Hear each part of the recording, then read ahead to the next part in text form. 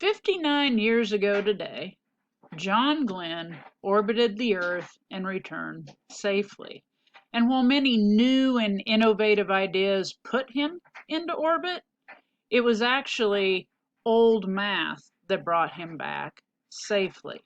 If you've ever seen the movie Hidden Figures, you may remember the part where they're trying to figure out how to go from an elliptical orbit to the parabolic orbit. And it was then when Katherine Johnson realized that they didn't have to invent new math, they could just use 200-year-old math, Euler's method. Old math applied to a new situation. While getting ready for this assignment and going through the readings, the article "New does not equal good" and "traditional does not equal bad" really resonated with me. It made me think about ways to collect data and drive my curriculum innovation. Since I'm a science teacher, I tend to look at every semester as a science experiment. And the best way to conduct a science experiment is to use the scientific process. I mean, what could be more traditional and stereotypical than a science teacher using the scientific process to make their teaching better?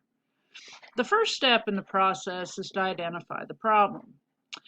I teach a gen ed science class to non-science majors, about 75% of which are athletes. Basically, I have to sell a product nobody wants, but they're forced to buy if they want a degree.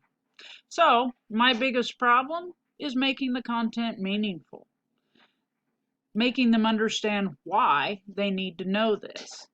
The next step is to do some research.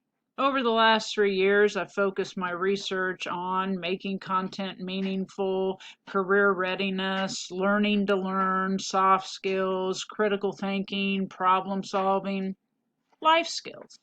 How this is going to help you in the real world. Why do they need to know this stuff? How does it benefit?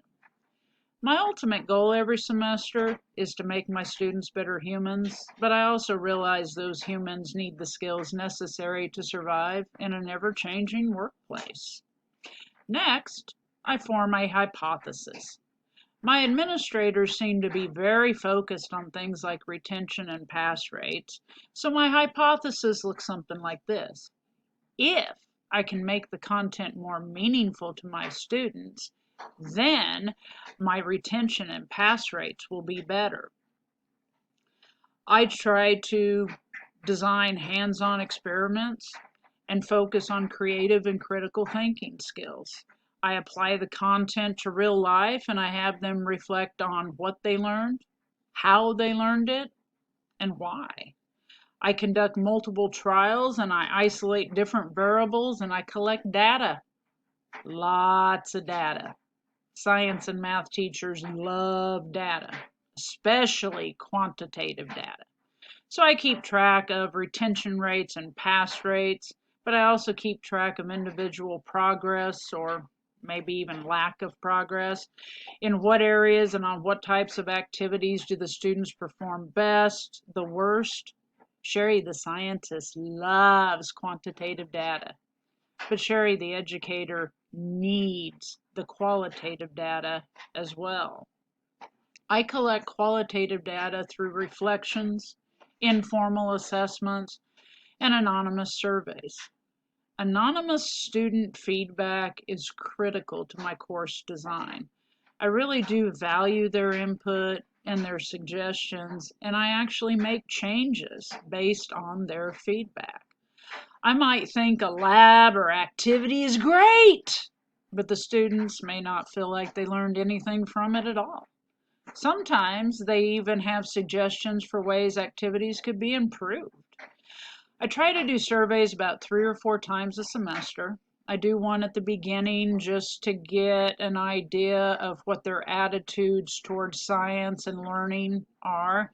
Then I do 1 or 2 throughout the semester, checking to see if certain activities helped or aided in their understanding of a topic. And then I do one at the end, kind of a reflection type assessment to see how they felt about the course in general. The last step in the process is to analyze the data and draw conclusions, unbiased conclusions. In education, we like to say that we're making data-driven decisions, when in reality, we have made decisions and collected data based on that decision. If I'm going to use traditional methods in a new way to innovate my curriculum and make it better, then I have to go where the data leads me. I tend to think I'm pretty awesome and I have amazing ideas. And while I have a fair amount of qualitative and quantitative data to support that, I also have some that doesn't support that. My retention rates and pass rates, they're not 100%. Not all of my students show progress, and I don't always get a lot of positive feedback. And not all of them leave my room better off than when they came in. But I'm working on it. It's part of the process.